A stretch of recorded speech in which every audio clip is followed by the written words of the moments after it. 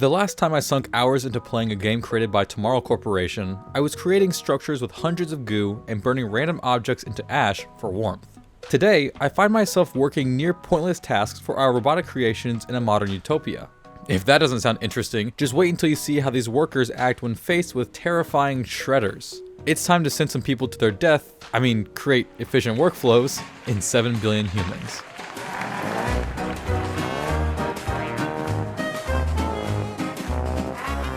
Starting up the game, you immediately get introduced to a feature of the Joy-Cons that's not widely used. Due to the advanced motion controls, you can use your Joy-Cons similar to the function of a Wii remote without the need of pointing at a sensor bar. This may have made me worried about the hours to come, except it's implemented very well and is super accurate. There isn't much of a main menu to navigate. Instead, you come face to face with the many levels you will be solving. In the upper left corner, you do get access to turning off music, disabling the slight animations inside levels, and an incredibly nice feature of having access to the game's soundtrack. I always really applaud developers who allow their music to be accessed so easily. You are first introduced to the basis of the story, which is that technology has gotten to the point that everything can be handled by machines. Even still, humans desire for daily work. To fix this issue, the machines have created a supermassive office building to house the entire human population's employment. Tomorrow Corporation is very good at leaving behind impactful meanings from their abstract storylines, so read in between the lines. The main mechanic of this game is very similar to that of their other title, Human Resource Machine. I actually haven't played that game, but I have seen enough to understand the similarities. In essence, this is a puzzle game in which very basic programming methods are used to solve these work-related issues. Being someone who desires to learn programming as a hobby, this gameplay really spoke to me. While that may sound daunting to others worried about what that could mean, don't worry, because their levels start out by teaching you everything you need to know. Answers can be deceptively simple, so try not to overcomplicate things. Within a couple of levels, you'll be using if-else statements with a newfound understanding. A short while into the game, and you'll be told how you can complete extra objectives for completing the puzzle even more efficiently.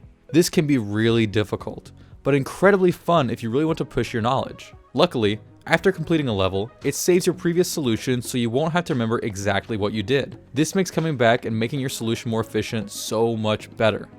One of my favorite parts of playing this title was just how often they added new ways you can manipulate your function when needing to solve more complex problems.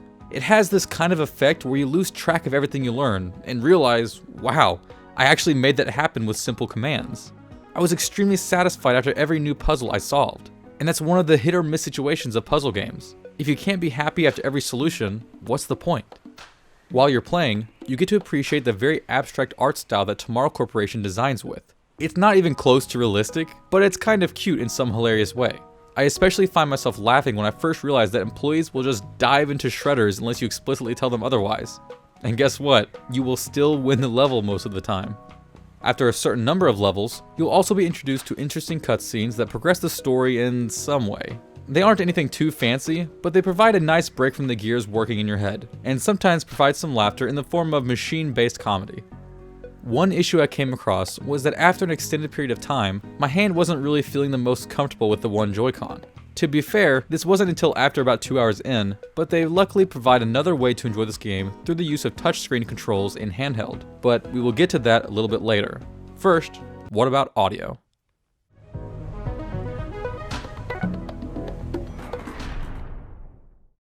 Hey, you! Are you a hard-working farmer? Let machines do that for you.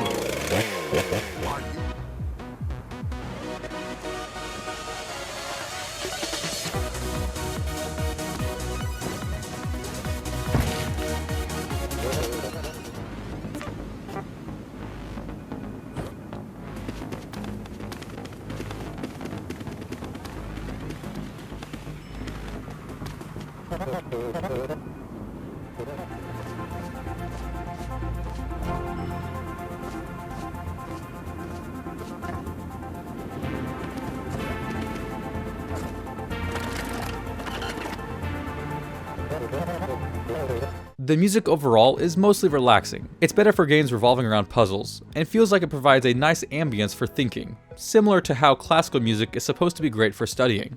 The sound effects are fairly minimal and cartoonish. It fits the style, and I really like how the little people sound as they interact with things like the shredders. After listening with both speakers and headphones, I never got annoyed with any of the audio. And since we were playing on the Switch, how's the handheld? I seriously love how 7 Billion Humans plays in handheld mode. Most of their titles are optimized extremely well for touchscreen devices, so it's no surprise. Everything is much quicker when you can easily drag and drop, and the visuals themselves don't look any worse because of their unique design style choice. The only thing that might be frustrating for some players is that players with larger fingers might have trouble quickly adding parameters to their functions due to the size of the buttons on the screen. I only experienced a small amount of this, but I don't have large fingers. I didn't fully know what to expect when I was playing through this game, but it really met all of my good expectations. Although this title might be more tailored to individuals like me who enjoy these kinds of puzzles very much. Is it still worth going out to buy at full retail price? I would say that this is a buy and wait for a sale.